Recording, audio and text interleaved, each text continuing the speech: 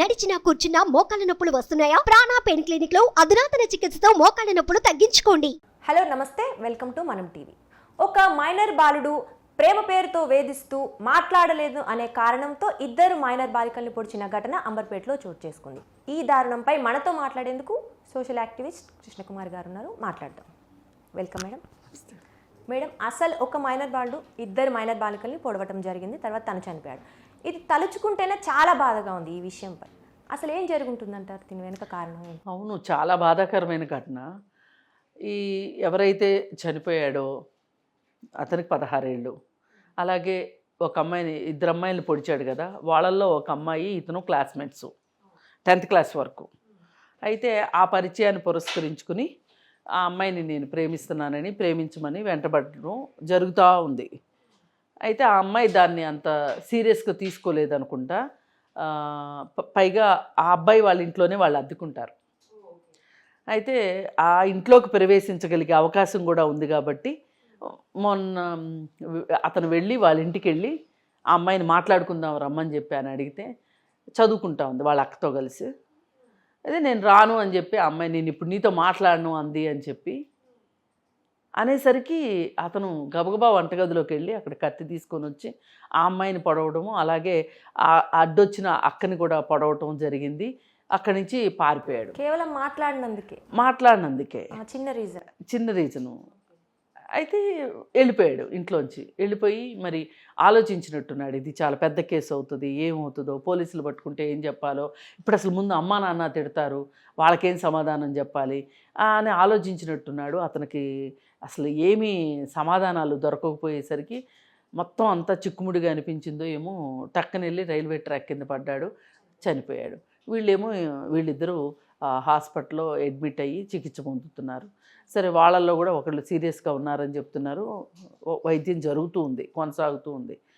కాకపోతే ఈ జరిగిన ఉదంతాన్ని తీసుకుంటే ఇట్లాంటి ఎప్పుడూ జరగలేదని కానీ ఇదే మొదటిది ఇదే చివరిది అని అనుకోవటానికి వీల్లేదు. ఇంతకుముందు ఇట్లాంటి సంఘటనలు చాలా జరిగినాయి. కాకపోతే ఒక మైనర్ బాలుడు ఒక మైనర్ బాలికని ప్రేమించానని భ్రమపడటం, అది ప్రేమ అనుకోవడము, ఆకర్షణో లేకపోతే అభిమానమో ఏదైనా ఉండుండొచ్చు. దాన్ని అంత ఇంకా పోతే పరీక్షలు వస్తున్నాయి, ఇంటర్మీడియట్ పరీక్షలు వస్తున్నాయి. ఇది జనవరి సగం అయిపోయింది, ఇప్పుడు మార్చ్ ఫస్ట్ వీక్లో ఎగ్జామ్స్ ఉన్నాయి. మరి ఈ పరిస్థితుల్లో ఆ అమ్మాయి ఏమో చదువుకుంటుంది, ఈ పిల్లోడు మరి ఆ చదువు గురించి పట్టుకోకుండా శ్రీ చైతన్య కాలేజీలో చదువుతున్నాడు ఈ పిల్లాడు. మరి ఏంటి ఆలోచిస్తే ఒక రకంగా చూస్తే మీరు అన్నట్టు చాలా సింపుల్. మాట్లాడలేదని ఎట్లా చంపేస్తారు అంటే, ఎట్లా పొడి చేస్తారు, అంత కోపం ఎలా వస్తుంది, చిన్న విషయం కదా అని. కానీ ఆ అబ్బాయికి అది చాలా పెద్ద విషయంలాగా అనిపించింది. నన్ను కాదంటదా, నాతో మాట్లాడినంటదా, అసలు నేను నేను నేను అనేదాన్ని తల్లిదండ్రులు తెలుసో తెలియకో ఎంత పెంచి పోషిస్తారో. ఇట్లాంటి నేను నేను అనేది ఇంటి నుంచే మొదలవుతుంది. ఇప్పుడు ఇంటి పనుల్లో చూసుకుంటే గనక తల్లి తండ్రి పనులకి ఎంత ప్రాధాన్యత ఇస్తుందో మనకు తెలుసు. అలాగే ఒక కొడుకు కూతురు ఉంటే కొడుకు పనుల గురించి తల్లి ఎంత ప్రాధాన్యత ఇస్తో అందరికీ తెలిసిన విషయమే. అది ఒక వారసుడనో లేకపోతే మగపిల్లాడనే మొక్కవో, లేకపోతే రేపు నన్ను నా కొడుకే కదా చూసుకుంటాడు, ఆడపిల్లలాగా ఇంట్లోంచి వెళ్ళిపోయేది అనే ఏమో. అంటే ఇవన్నీ రీజన్స్, ఈ రీజన్స్ అన్నీ కారణమవుతాయి ఒక్కొక్కసారి. ఇందులో ఏదో ఒక రీజన్ కారణం కావచ్చు. ఈ రీజన్తోనే వాళ్ళ భావం అలా ఉంటుంది.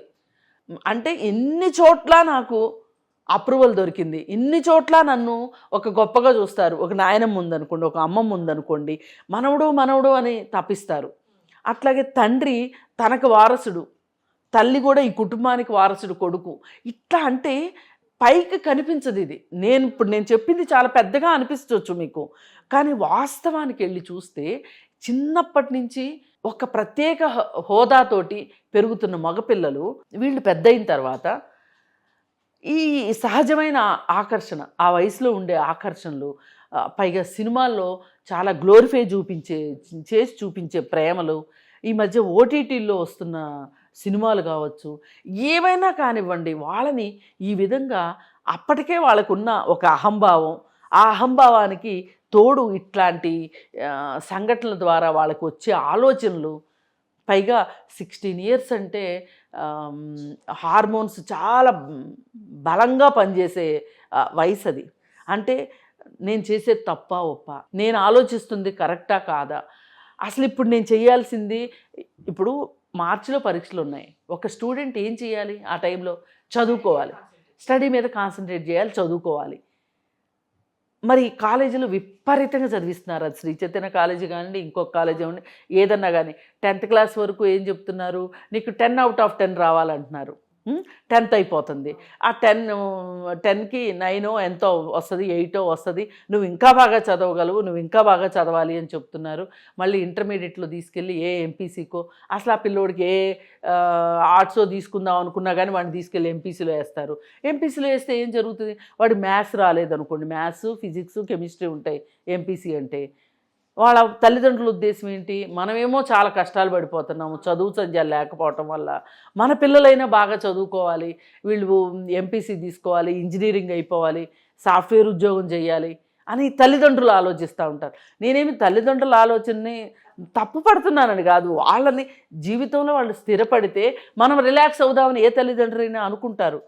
కానీ వాస్తవ పరిస్థితులు ఎట్లా ఉన్నాయి అనేది అంచనా వేసే ఉద్దేశం ఉండదు.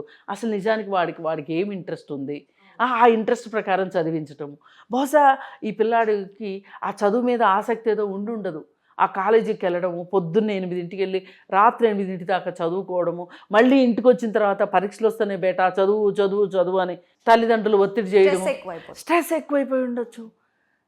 అందులో నుంచి బయటికి రావడానికి ఇదొక అవుట్లెట్ లాగా అనిపించవచ్చు. అయితే మేడం, ఇప్పుడు మనం చూసుకున్నట్టయితే ఈ మధ్య కాలంలో ఇలా మైనర్లు చేసేవి ఎక్కువ అయిపోయినాయి. ముందు పెద్దవాళ్ళు చేస్తే అది పక్కన పెట్టండి. అంటే వీళ్ళు ఎందుకు మెచ్యూరిటీ లేకంటారా, లేకపోతే ఇలాంటి మీరు అన్నట్టు ప్రెషర్ హ్యాండిల్ చేయలేకుండా, స్ట్రెస్ లేకుండా, లేకపోతే నో వినలేరా అసలు? అదే ఆ నో వినలేని మనస్తత్వం ఒకటి పెరుగుతుంది.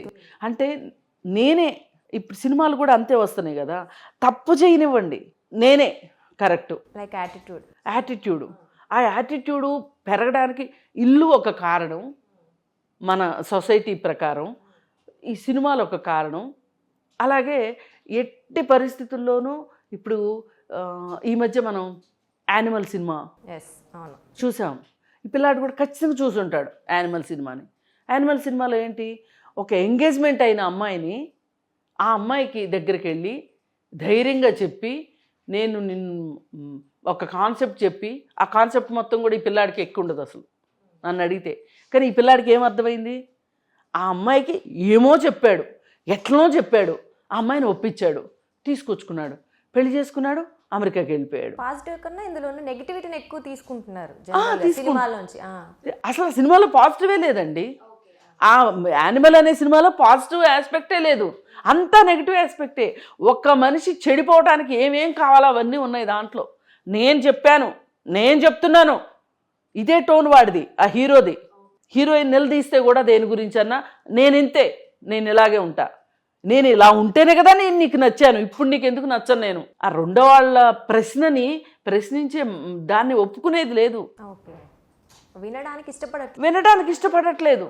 ఇట్లాంటి సినిమాలే కారణం అంటాను నేను. వీళ్ళు ఈ చిన్న వయసులో వాళ్ళకి ఇలాగే అర్థమవుతుంది వాళ్ళకి. మరి ఈ పరిస్థితుల్లో ఆ పిల్లాడు చనిపోయాడు, ఆ తల్లిదండ్రులు ఎంత ఆశ పెట్టుకుని ఉంటారు, వాడిని ఎంత కష్టపడి పెంచి ఉంటారు, వాడు చనిపోయాడు. ఇప్పుడు ఈ పిల్లలు ఉన్నారు, ఈ పిల్లలు హాస్పిటల్లో ఉన్నారు, వీళ్ళు ఎంతవరకు కోలుకుంటారో తెలియదు. ఆ తల్లిదండ్రుల బాధ ఏంటి? ఇట్లా మనము ఇట్లాంటి పరిస్థితుల్లో ఎంతమందిని మనం కోల్పోవాల్సి వస్తుంది. ప్రేమ నిరాకరించిందని యాసిడ్ పోయడము, ప్రేమ నిరాకరించిందని చెప్పి కత్తులు పెట్టి పొడి చేయడము మనం చూస్తూనే ఉన్నాం కదా. ప్రేమ వివాహం చేసుకుంది అని చెప్పి సొంత అన్నే తన చెల్లెల ముందే చెల్లెల భర్తని మతాంతర వివాహం చేసుకుందని చంపిన కేసు చూసాము.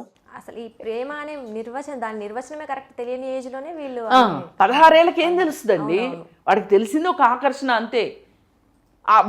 వీడు ఆ క్షణానికి ఒక హీరోని ఊహించుకున్నాడు అనుకోండి, చేసేస్తాడు. చేసిన తర్వాత ఇప్పుడు ఏ సినిమాలో అయినా ఇట్లా చేసిన వాడు రైలు పట్టాల మీద తలబెట్టి చచ్చిపోయాడు అనేది చూపించరు కదా, వాడిని హీరోగానే చూపిస్తారు. లేత వయసులో ముదురు ప్రేమలు, ప్రేమ అని పేరు చెప్తున్నారు వాళ్ళు, ఒక ట్రెండింగ్ టాపిక్ అయిపోయింది అది. ట్రెండింగ్ టాపిక్ అయిపోయింది. ఆ ఏజ్లో ఖచ్చితంగా ఆపోజిట్ సెక్స్ మీద ఇంట్రెస్ట్ రావడం సహజమే అనుకోండి, హార్మోన్స్ వల్లే అనుకోండి. ఇట్లాంటి వాటిని డీల్ చేయడానికి వాళ్ళ చుట్టూ ఒక వాతావరణం అయితే ఉండాలి కదా. ఇప్పుడు ఒక చెత్త జరుగుతుంది అన్నప్పుడు ఇవాళ మన ఇంట్లో వచ్చిన చెత్తని, వేస్ట్ చెత్తను ఉపయోగించే విద్యుత్తుని తయారు చేసేంత నాలెడ్జ్ మనకు వచ్చినప్పుడు ఒక పనికొచ్చే ఒక హ్యూమన్ బీయింగ్ మెదడులో ఏదైనా ఒక చెత్త చేరితే దాన్ని క్లీన్ చేయడానికి మన దగ్గర లేదా? ఇప్పుడు మన ఫోన్కు వైరస్ వస్తుంది, వైరస్ని క్లీన్ చేస్తున్నావా లేదా? వైరస్ వచ్చిందని పడేయట్లేదు కదా, వైరస్ వచ్చిందని దాన్ని విరగొట్టట్లేదు కదా. అంటే ఈ సిస్టమ్ డెవలప్ కావాలి, రిపేరింగ్ జరగాలి. ఈ వైరింగ్ సరిగా లేదు అని అనిపించినప్పుడు వైరింగ్ సరి చేసేయాల్సిన మెకానిజం ఉండాలి. సో పేరెంట్స్ కూడా ఇప్పటి నుంచి జాగ్రత్తగా, ఇంకా ఎక్కువ జాగ్రత్త తీసుకొని, పేరెంట్స్ ఖచ్చితంగా జాగ్రత్త తీసుకోవాలి. కానీ ఆ పేరెంట్సే చదువుకొని వాళ్ళు అయ్యి ఉంటే గనక స్కూళ్ళల్లో జరగాలి ఇది. కొంతమంది వినరు కదా మేడం, పేరెంట్స్ చెప్పినా వినే పరిస్థితిలో కొంతమంది స్టూడెంట్స్. అవునమ్మా, వాళ్ళు వినరు. వాళ్ళకి వినే పద్ధతిలో చెప్పుకోవాలి. ఇప్పుడు మన విద్యా వ్యవస్థ ఉంది, దీనిలో మన బడ్జెట్లో పెడుతున్న డబ్బులు ఎంత, విద్య కోసం పెడుతున్న డబ్బులు ఎంత, ఆ డబ్బులతోటి ఈ స్కూళ్ళని ఈ విధంగా నడిపితే ఇట్లాంటి వాళ్ళే కదా ఉత్పత్తి అవుతారని ఎందుకంటున్నా నేను? ఇది ఒక కర్మాగారం లాగా చేసేసారు. ఇప్పుడు పిల్లలు అంటే ఆటలు పాటలు సంతోషం అన్నీ ఉంటాయి. అసలు ఇప్పుడు ఏ స్కూల్కైనా ప్లే గ్రౌండ్ ఉంటుందా? తక్కువలో ఉంటున్నాయి. మరి పరిస్థితుల్లో పిల్లలు ఎట్లా తయారవుతారు? యంత్రాల్లాగా ఎలా తయారవుతారు? ఇట్లా పైగా వీళ్ళ పరిస్థితులు ఇలా ఉన్నాయి, వీళ్ళు చూసే సినిమాలు ఇలా ఉన్నాయి, వీళ్ళ ఇళ్లల్లో పరిస్థితులు ఇలా ఉన్నాయి. వెరసి వాడు మగపిల్లాడు అయితే చాలు, నాకు ఒక 2 కొమ్ములు వచ్చినాయనో లేకపోతే నాకు అన్ని లైసెన్సులు ఉన్నాయి అనే పద్ధతిలో మగపిల్లలు పెరగడమే ఇట్లాంటి ఘటనలకు కారణం. వీటిలో ఏ ఒక్కటి లేకుండా అయితే ఆ పిల్లోడి లైఫ్లో ఉండదు. మనం చూస్తూ ఓ 16 ఏళ్ల పిల్లాడిని మనం పోగొట్టుకున్నాం కదా. ఇప్పుడు మామూలుగా ఏమంటారు, నేటి బాలలే రేపటి పౌరులు అని చెప్తారు. పిల్లలు ఈ దేశానికి ఆస్తి అని చెప్తారు, భవిష్యత్తు ఆశ అని చెప్తారు. మరి అలాంటి పిల్లల్ని మనం ఏ విధంగా పెంచుతున్నాము? మన స్కూళ్ళల్లో పరిస్థితులు ఎట్లా ఉన్నాయి? అసలు దీని గురించి ఆలోచిస్తున్నామా? ఎప్పటి నుంచో ఒక సూచన ఏంటి అంటే ప్రతి స్కూల్లోనూ ఒక సైకాలజిస్ట్ ఉండాలి. ఈ శ్రీ చైతన్య అలాంటి దరిద్రపు కాలేజీలో అయితే ఖచ్చితంగా ఉండాలి సైకాలజిస్టులు. వాళ్ళకి ఆటలు లేవు, పాటలు లేవు, ఏమీ లేవు. చదువు ర్యాంకులు అంతే. మనం ఫీజులు ఏమైనా తక్కువ కట్టించుకుంటారా? ఒక్క కాలేజ్కైనా శ్రీ చైతన్య వాటిలో ప్లే గ్రౌండ్స్ ఉన్నాయా? లేవు.